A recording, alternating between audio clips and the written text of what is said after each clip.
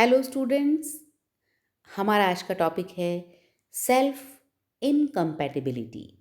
Students, angiospermic plants में pollination या परागण के दौरान एक फूल के परागकण स्टिग्मा पर आकर अटैच होते हैं और इन परागकणों से पॉलन ट्यूब का निर्माण होता है, जिसके through male gametes egg cell तक पहुंचते हैं और निषेचन या फर्टिलाइजेशन का प्रोसेस होता है।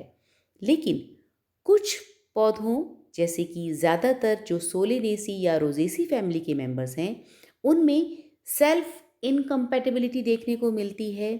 मीन्स अगर किसी एक फूल के परागकण उसी फूल के स्टिग्मा पर आकर गिरते हैं तो उनके अंदर पॉलन ट्यूब का निर्माण नहीं होता है, और ये स्वनिषेचन को रोकने का एक तरीका है।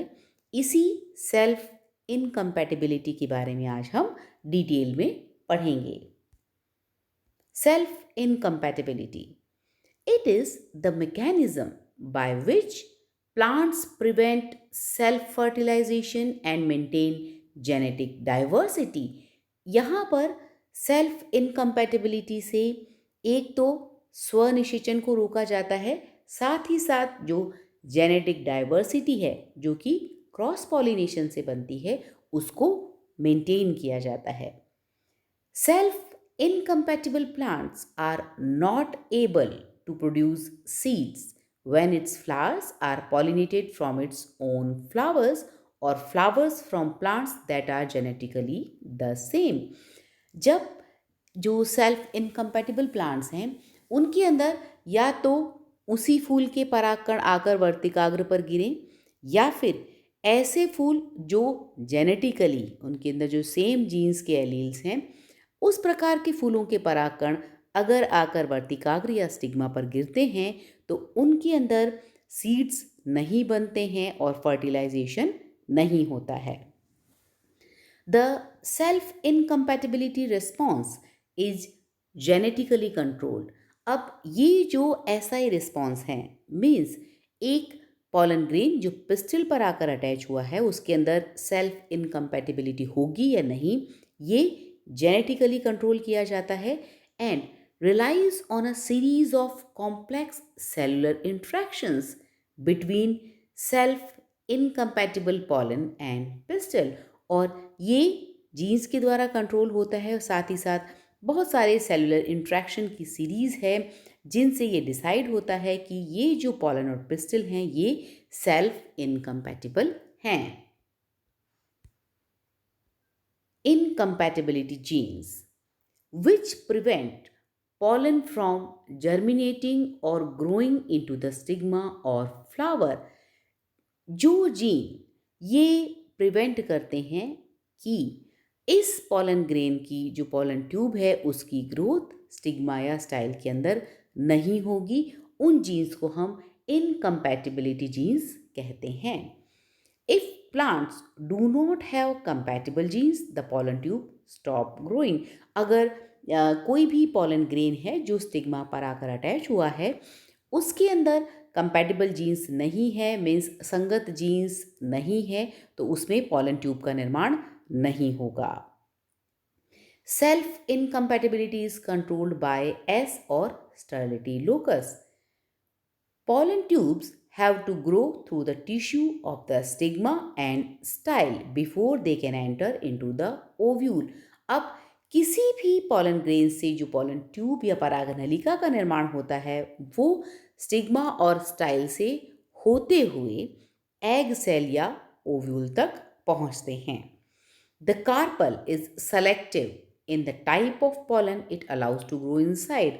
अब जो कार्पल या फीमेल रिप्रोडक्टिव ऑर्गन है वो बहुत ही सेलेक्टिव होता है कि किस पॉलन ग्रेन की जो पॉलन ट्यूब है उसको अंदर ग्रोथ के लिए अलाउ किया जाए, क्योंकि एक फ्लावर पर बहुत सारे पॉलन ग्रेन्स आकर गिरते हैं, लेकिन जो पर्टिकुलर पॉलन ग्रेन है उसी को हमारा जो कार्पल है या पिस्टिल है वो अलाउ करता है कि उसकी पॉलन ग्रेन्स ग्रो करे। The interaction is primarily between the pollen and the stigma epidermal cells. अब जो पॉलन और स्टिग्मा की एपिडर्मल सेल्स हैं, सबसे पहले उनके बीच में इंटरेक्शन होता है। In some plants, the pollen is rejected at the surface of the stigma and the unwanted pollen does not germinate। और बहुत सारे pollen grains जो स्टिग्मा पर आकर गिरते हैं उसमें ज़्यादातर जो हैं वो स्टिग्मा के सरफेस पर ही रिजेक्ट हो जाते हैं कि ये जो pollen grains हैं वो जर्मिनेट नहीं करेंगे। In other plants, pollen tube germination is arrested after growing 1/3 the length of the style, leading to pollen tube death। और कभी कभी pollen grain से pollen tube का निर्माण होता है और जब वो स्टाइल के 1/3 एरिया तक ग्रोथ कर जाती है उसके बाद उसकी जो वृद्धि है वो रुक जाती है और pollen tube की डेथ हो जाती है। Pollen tube death is due either to apoptosis means programmed cell death or to degradation of pollen tube RNA। अब जो pollen tube जिसकी वृद्धि शुरू हो चुकी है लेकिन वो बाद में एपोप्टोसिस मीन्स प्रोग्राम्ड जो सेल डेथ है उसकी वजह से उसकी ग्रोथ रुक जाएगी, या फिर pollen tube का जो RNA है उसके डिग्रेडेशन की वजह से उस पराग नलिका की वृद्धि रुक जाती है। अब ये जो आरएनए का डिग्रेडेशन होता है वो एस लोकस के राइबोन्यूक्लियेज जो एनकोड होता है उसकी वजह से होता है। The ribonuclease is secreted from the cells of the style in the extracellular matrix।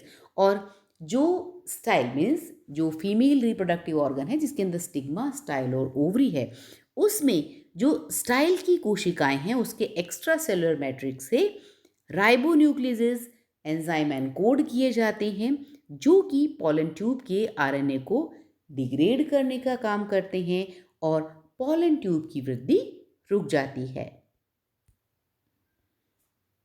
Self incompatibility system in angiosperms। S locus genes have many different alleles in a given population। अब S locus जो कि responsible है self incompatibility के लिए means स्वनिषेचन को रोकने के लिए, इसके लिए बहुत सारे एलील्स होते हैं। Interaction of proteins on pollen and style with same allele SI response and no pollen tube growth. अब अगर किसी भी पोलन ग्रेन यानी कि परागकण जो स्टिग्मा पर आकर अटैच हुआ है और जो स्टाइल का जो एलील है अगर उन दोनों के एलील सेम हैं तो वो क्या शो करेंगे, सेल्फ इनकम्पैटिबिलिटी शो करेंगे और पोलन ट्यूब की ग्रोथ नहीं होगी।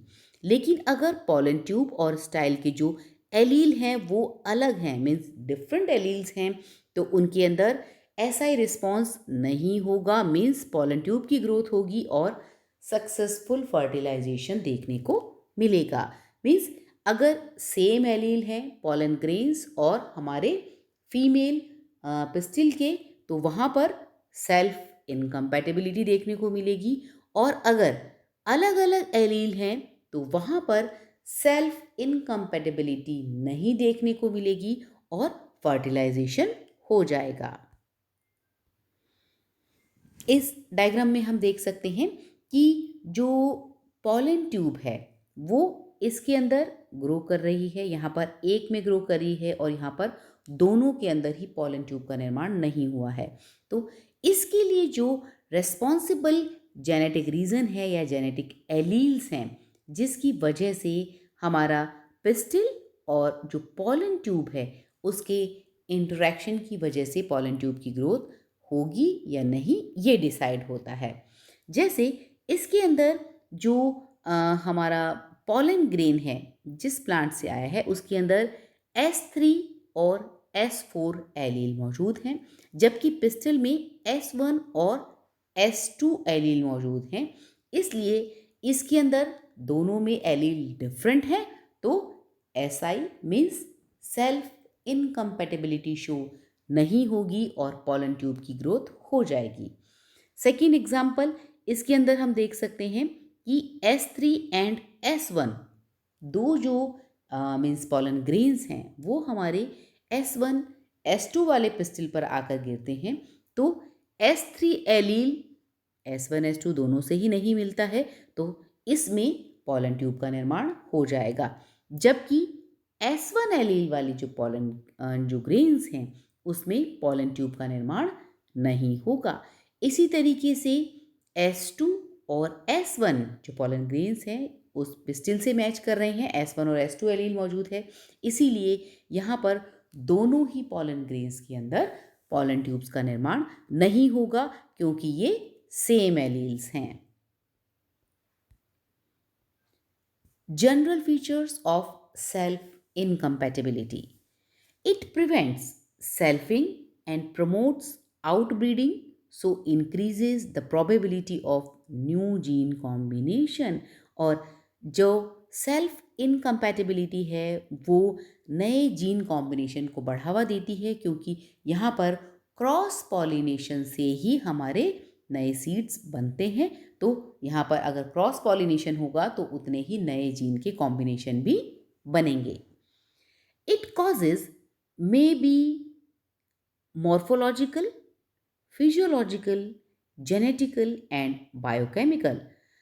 इसके जो कारण हैं, इट्स कॉजेज मॉर्फोलॉजिकल मीन्स आकारिकी कारण भी हो सकते हैं कि जो स्टाइल और हमारी स्टिग्मा है और पॉलन ग्रेन्स हैं उनके बीच में मॉर्फोलॉजिकल डिफरेंस हो, आकारिकी भिन्नता हो, जिसकी वजह से जो सेल्फ पॉलिनेशन है या सेल्फ फर्टिलाइजेशन है उसको रोका जा सकता है। फिजियोलॉजिकल डिफरेंसेस हैं मीन्स हो सकता है जब पॉलन ग्रेन्स मैच्योर होते हैं किसी भी फ्लावर के उस वक्त पिस्टिल इमेच्योर हो या उसका डेवलपमेंट ही नहीं हुआ हो या फिर इतना बाद में उसका डेवलपमेंट हो कि पॉलन ग्रेन्स डिस्पर्स हो चुके हों, तो ये भी सेल्फ इनकम्पैटिबल होगा। इसी तरीके से जेनेटिक रीज़न जिसमें एलील्स अलग अलग हैं, साथ ही साथ बायोकेमिकल जो इंट्रैक्शंस होते हैं वो भी सेल्फ इनकम्पैटिबिलिटी का रीज़न हो सकते हैं। Normal seed set on cross pollination, और जब सेल्फ इनकम्पैटिबिलिटी होगी तो जो नॉर्मल सीड बनते हैं ऐसे प्लांट्स में वो क्रॉस पॉलिनेशन की वजह से ही बनते हैं। May operate at any stage between pollination and fertilisation, और जो सेल्फ इनकम्पैटिबिलिटी है वो पॉलिनेशन मीन्स परागण और निषेचन के बीच की किसी भी अवस्था में हो सकते हैं।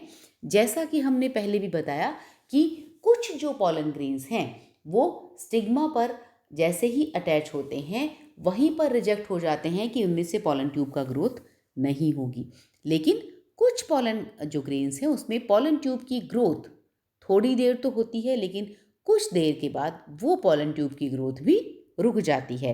तो निषेचन और परागण के बीच में किसी भी स्टेज पर सेल्फ इनकम्पैटिबिलिटी शो हो सकती है।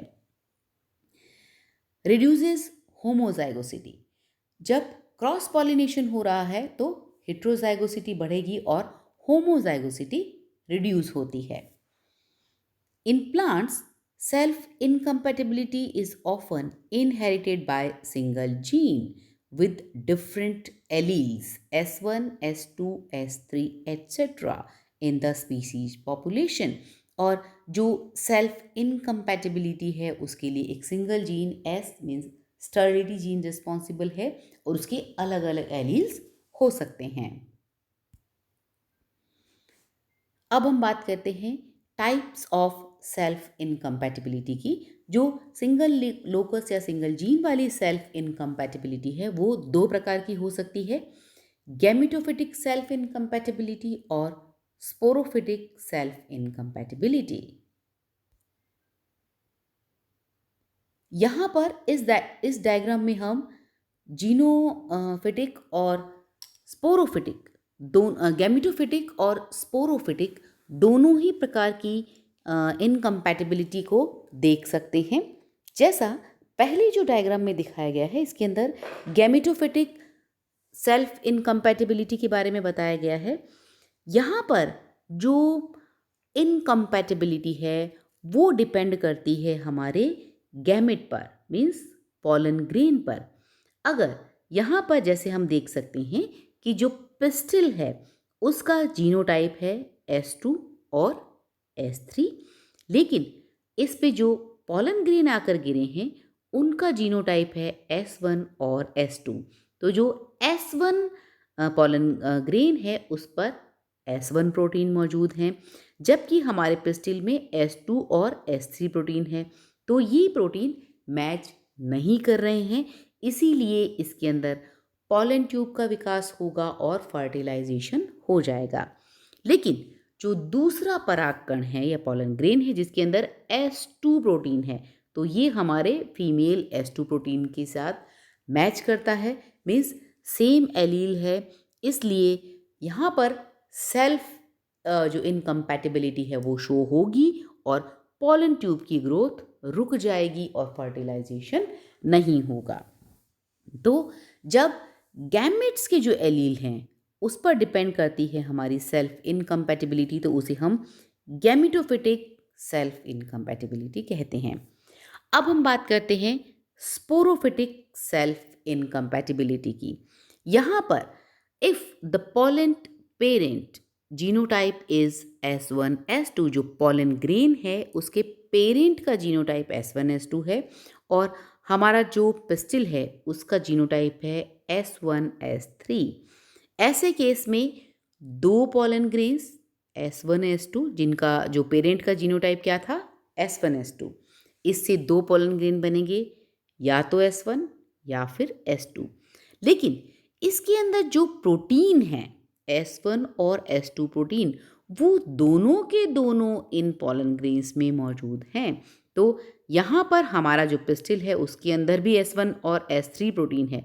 तो S1 प्रोटीन यहाँ पर दोनों ही पॉलन ग्रेन से मैच कर रहा है, जिसकी वजह से यहाँ पर पॉलन ट्यूब की ग्रोथ नहीं होगी क्योंकि सेल्फ इनकम्पैटिबिलिटी शो होगी। तो अगर जो हमारा पेरेंट प्लांट है किसका, पॉलन ग्रेन्स का, वो है S1 S2 वाला और पिस्टिल वाला है S3 S4, तो यहाँ पर एलील्स बिल्कुल डिफरेंट हैं और यहाँ पर सेल्फ इनकम्पैटिबिलिटी शो नहीं होगी और दोनों के दोनों जो पॉलन ग्रेन्स हैं उसकी ग्रोथ होगी और फर्टिलाइजेशन या निषेचन हो जाएगा। तो इस तरीके से स्टूडेंट्स हमने देखा कि गैमेटोफिटिक जो हमारी इनकम्पैटिबिलिटी है उसके अंदर अगर गैमेट्स का जो प्रोटीन है, जो एलील है हमारे पिस्टिल के एलील से अलग है, तो पॉलन ट्यूब की ग्रोथ हो जाएगी। और लेकिन स्पोरोफिटिक में जो पेरेंट्स का जीनोटाइप है उस पर डिपेंड करता है कि पॉलन ट्यूब की ग्रोथ होगी या नहीं होगी। Importance of self incompatibility in plant breeding.